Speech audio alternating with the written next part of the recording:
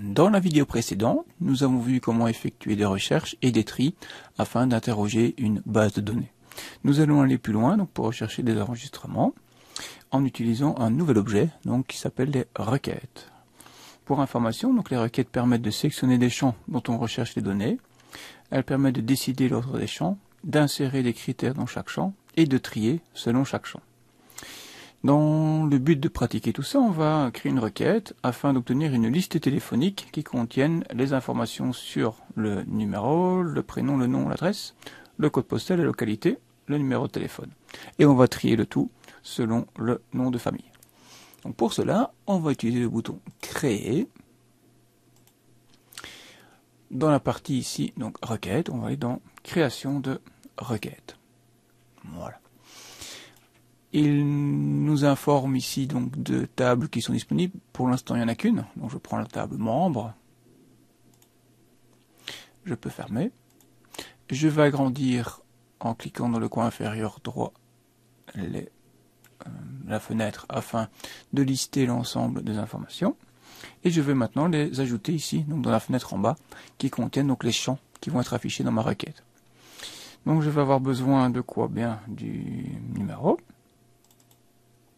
Je peux aussi effectuer un double clic. Donc soit je clique et je tire comme ça, ou bien je peux effectuer donc un double clic. Donc je vais avoir besoin donc, comme je le disais précédemment, du numéro, du prénom, du nom, de l'adresse. L'adresse, code postal, localité, de quoi encore? Le numéro de téléphone, bien sûr, puisque on souhaite un bottin de téléphone. Voilà. Et enfin, donc, on souhaite ici donc un classement dans l'ordre croissant, donc pour les noms de famille. Et donc, je vais ici sur le nom et dans le tri, je vais mettre croissant. Donc pour le reste, donc c'est tout. Donc je vais avoir le numéro, le prénom, les noms dans l'ordre croissant, adresse, code postal, localité et membre. Donc il y a une petite flèche ici qui apparaît pour simplement préciser que les champs vont être affichés. Voilà, donc pour vérifier ce que ça donne, on a ici le bouton exécuter. Donc je clique sur exécuter. Et j'ai ici donc un résultat donc qui s'appelle donc ma requête 1, où j'ai donc un classement selon le nom de famille et donc de tout ce que je souhaite. Si je ferme ceci, donc il va me demander donc d'enregistrer évidemment la requête. Donc je vais mettre oui. Et je vais mettre requête liste téléphone. Donc R. J'essaye de nommer mes objets comme ça. R. Requête. Donc on peut appeler ça donc liste téléphone. Donc essayez toujours d'éviter donc des espaces, mais préférez des underscores. Voilà. Ici sur la gauche, je retrouve donc mes trois objets pour l'instant. Donc j'ai table, j'ai une requête et j'ai un formulaire. Donc, je clique sur ma requête pour vous montrer un petit peu. Donc on a ici l'exécution, on a l'affichage, mode création. Donc on ne s'occupe pas trop du mode SQL pour l'instant. Mode création pour retrouver ceci, ce qui me permet donc de venir éventuellement la corriger. Et l'exécution ici. Voilà, c'est aussi simple que ça. Donc je ferme bien ici. Découvrons maintenant les requêtes un peu plus complexes, c'est-à-dire celles qui utilisent donc des critères. Toujours dans le cadre donc de cet exercice. Alors, on souhaite obtenir une liste de tous les inscrits de 2015. On souhaite donc utiliser tous les champs et la liste doit être classée par date d'inscription. Je me rends dans le menu Créer, Création de requête, Ajouter, Fermer. Et j'ai besoin de tous les champs. Voilà. Voilà. Alors, comme condition, donc je souhaite un classement par date d'inscription. Donc ici trié par ordre croissant. Et les inscrits uniquement de 2015. Alors si j'inscris ici comme critère, bon, on a envie d'écrire 2015. Si j'exécute, je n'ai rien. Je repasse en mode création. Et donc 2015 ne suffit pas.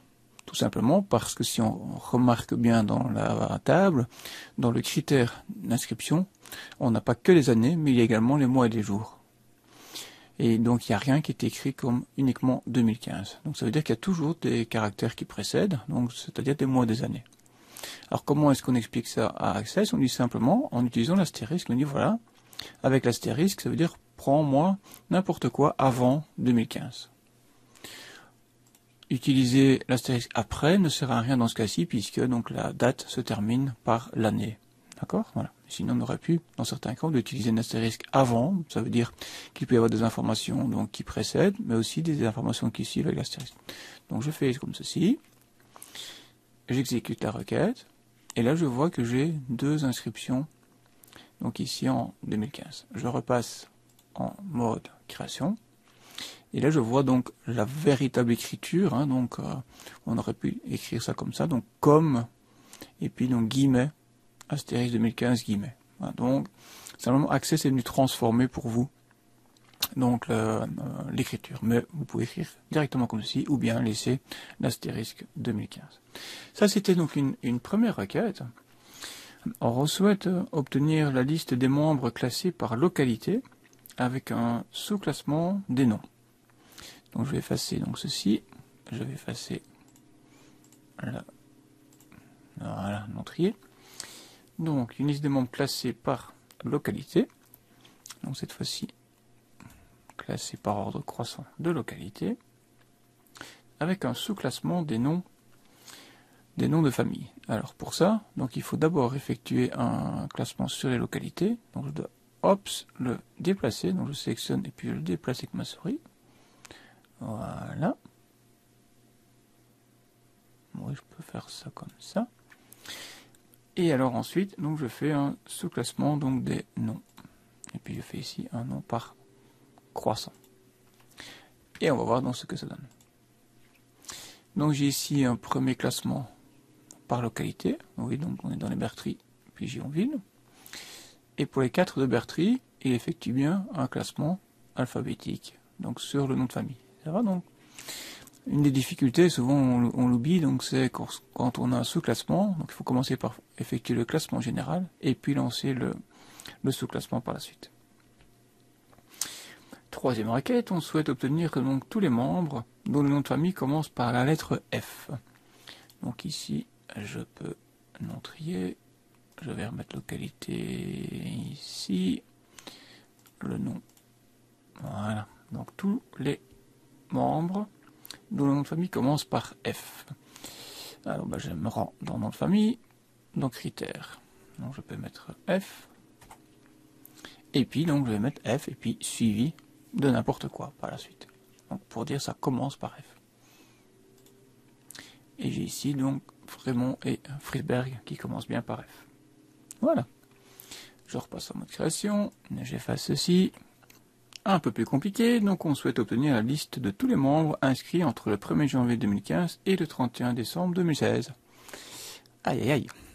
Alors on va dans la colonne inscription. Et puis on est parti, donc ça doit être plus grand. Donc le sigle plus grand que le 1 du 1 2015. Donc notez que si vous voulez inclure le 1 du 1, vous mettez l'égal en plus. Comme ça. Et puis l'astuce, simplement vous mettez un petit « et ». Et plus petit que le 31 décembre 2016. Plus petit ou égal au 31 du 12 2016. On peut élargir pour un peu voir plus clair. Voilà.